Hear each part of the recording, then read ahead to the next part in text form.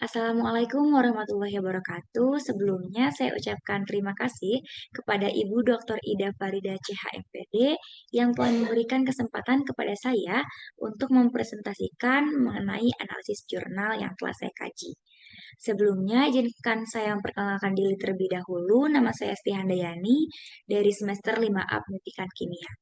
Nah, pada kesempatan kali ini saya akan menganalisis jurnal yang berjudul Student Perfection about the as of educational game as a tool for teaching the periodic table of element at the high school level. Atau yang berarti perspektif siswa tentang penggunaan game edukasi sebagai alat pembelajaran tabel periodik unsur di tingkat SMA. Nah, nama jurnalnya yaitu Journal of Chemistry Education dengan link doi di sini tertera ya. Terbitan tahun 2005. Nah, lalu di sini ada latar belakang penelitian. Urgensi penelitian atau sebab penelitian ini dilakukan yaitu yang pertama karena kurangnya minat siswa mengenai pembelajaran kimia, khususnya pada tabel periodik. Lalu adanya kesulitan siswa untuk memahami materi kimia tabel periodik unsur. Dan yang ketiga, untuk merangsang partisipasi siswa dalam kegiatan pembelajaran di kelas melalui game edukasi. Lalu aspek kebaruannya, nah secara khusus telah dikembangkan dan diuji beberapa permainan baru yang secara khusus ditunjukkan untuk mengajarkan tabel periodik unsur di kelas 10 untuk memudahkan siswa dalam memahami tabel periodik unsur. Lalu di sini ada masalah penelitian. Penelitian ini bertujuan untuk meningkatkan sikap siswa yang lebih partisipasif dalam proses belajar mereka di kelas. Lalu membantu siswa untuk mengkonseptualisasikan dan memahami aspek yang lebih kompleks terkait dengan sifat, dasar, dan penerapan tabel periodik. Dan yang ketiga, menyelidiki dan menggambarkan persepsi siswa tentang penggunaan game edukasi di kelas kimia. Nah, selanjutnya di sini ada metode penelitian. Jenis metode penelitian yang digunakan yaitu menggunakan dua metode, yaitu metode eksperimental dan metode kontrol. Di mana 127 siswa dalam 6 kelas, yaitu pada kelas 10 yang berusia 15 sampai 16 tahun, di mana 58% laki-laki dan 42% perempuan. Jadi setelah siswa diberi pembelajaran menggunakan game edukasi, nantinya siswa itu di akhir akan mengisi unit gitu atau survei. Nah, sebelumnya itu siswa diberi pembelajaran untuk menghafal nama dan lambang-lambang unsur kimia dan tempatnya dalam tabel periodik. Nah, siswa yang terdaftar pun ini tuh dalam kelas kimia gitu ya. Siswa yang dalam kelas kimia yang telah menerima persiapan kimia dulu pada tahun sebelumnya. Nah, pada kelas eksperimental ini 43 siswa dari kelas 10 yang berusia 15 sampai 17 tahun ini bergabung dalam dua kelas yang terdiri dari 22 sampai 24 siswa. Di mana siswa yang terdaftarnya di sini yaitu siswa kelas IPA. Nah, sedangkan pada kelas kontrol ini tuh sama membahas materi yang sama gitu ya pada kelas eksperimental. Hanya saja metode yang digunakannya berbeda, di mana metodenya pada kelas kontrol ini yaitu pedagonis. Nah, di mana permainannya ini tidak menggunakan game edukasi ya tentunya, tetapi diajarkan oleh guru yang sama dalam kelas eksperimen. Hanya metode yang digunakannya berbeda. Dan pada kelas kontrol ini tidak ada permainan edukatif, tapi permainan edukatifnya diganti dengan tugas gitu ya. Di mana pada kelas eksperimentalnya itu menggunakan permainan edukatif, tetapi pada kelas kontrol ini yaitu diganti dengan tugas. Nah, permainannya pun ini tuh diadaptasi dari permainan tradisional gitu, seperti permainan Gofis, Bingo, atau teka-teki kata. Nah, jenis permainannya sudah ada ya di tabel ini. Di sini ada beberapa permainan yang digunakan. ada game edukasi. Yang pertama ini di sini ada 50 negara bagian dan bahan kimia. Nah, di mana itu permainan itu permainan teka-teki yang bertujuan untuk meningkatkan keterampilan siswa dalam penamaan unsur-unsur kimia.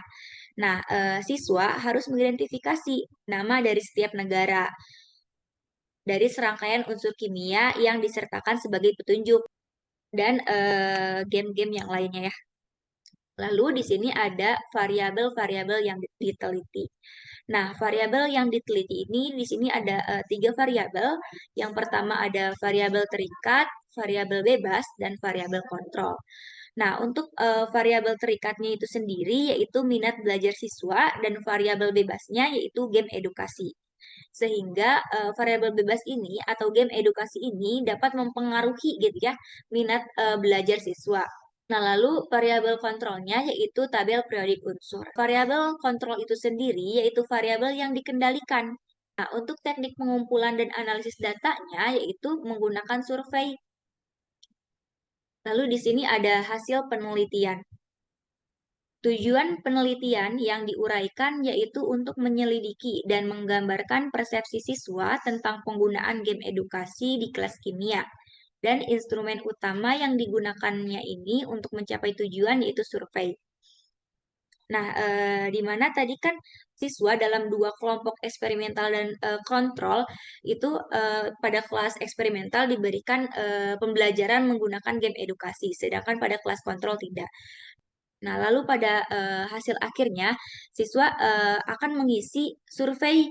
Nah, survei itu sendiri yaitu di sini contoh item persepsi yang dibuatnya ini yaitu di sini ada permainan edukatif mampu membuat saya lebih terlibat dan berpartisipasi dalam tugas-tugas kelas. Nah, itu contoh dari pernyataan positif. Atau menurut saya permainan edukatif itu sangat membosankan. Nah, itu contoh dari pernyataan negatif. Nah, pada tabel 3 ini ada item yang dipilih untuk skala persepsi. Ya, pernyataan untuk responnya ini ada 13 ya di sini. Lalu pada gambar kedua ini, hasil ini tuh menunjukkan bahwa siswa memiliki sikap yang positif terhadap persepsi mengenai permainan dari permainan edukatif, yaitu pada kelas eksperimental. Nah, lalu pada gambar ketiga ini yaitu distribusi peringkat skala persepsi atau global penilaian dari perbandingan hasil untuk kelompok eksperimental dan kontrol. Di sini ada grafik dari skor parsial untuk setiap item dalam kelompok eksperimental dan kontrol. Nah, penilaian yang dilakukan oleh siswa dalam kelompok eksperimental lebih menguntungkan daripada yang diberikan pada kelompok kontrol dalam semua kasus ya, kecuali pada item 2 dan 12.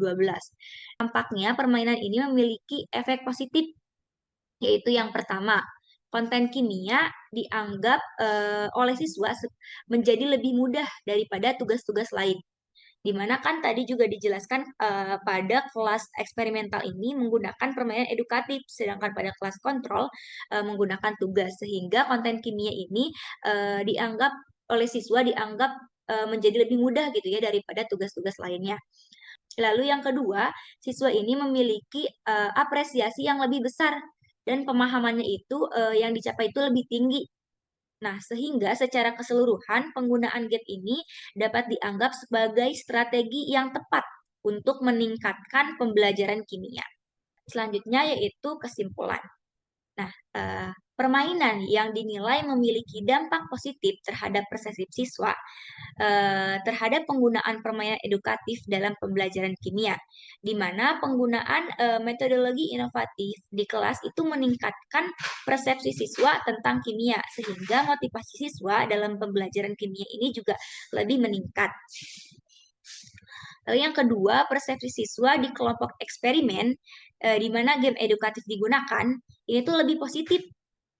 Jadi lebih memiliki dampak yang baik gitu ya daripada persepsi siswa di kelas kontrol, di mana kelasnya ini lebih tradisional. Lalu yang ketiga ini menurut siswa penggunaan game ini berfungsi untuk memfasilitasi pembelajaran dan membuat kelasnya itu menjadi lebih menarik dan lebih menyenangkan. Lalu yang keempat, permainan edukatif dapat dianggap sebagai alat yang ampuh dalam sains. Dan jika digunakan dengan tepat, ini tuh merupakan sumber yang sangat baik untuk proses belajar dan mengajar. Selanjutnya ada komentar dan saran. Saya percaya bahwa permainan edukatif ini dapat digunakan sebagai alat yang ampuh dalam sains. Jika digunakan dengan tepat dan merupakan sumber yang sangat baik untuk proses belajar mengajar. Sehingga penelitian ini lebih lanjut di bidang ini tentu diperlukan untuk menjadikan pembelajaran ilmu pusat menjadi kegiatan yang lebih merangsang dan menyenangkan untuk memastikan perkembangan siswa yang seimbang dan berkelanjutan.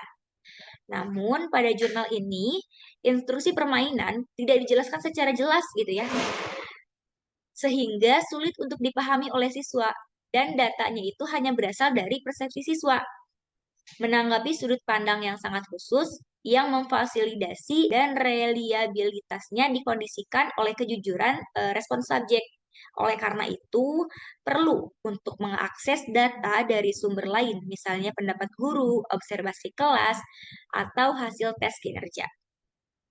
Mungkin sekian presentasi yang dapat saya sampaikan. Kurang lebihnya mohon maaf. Terima kasih. Wassalamualaikum warahmatullahi wabarakatuh.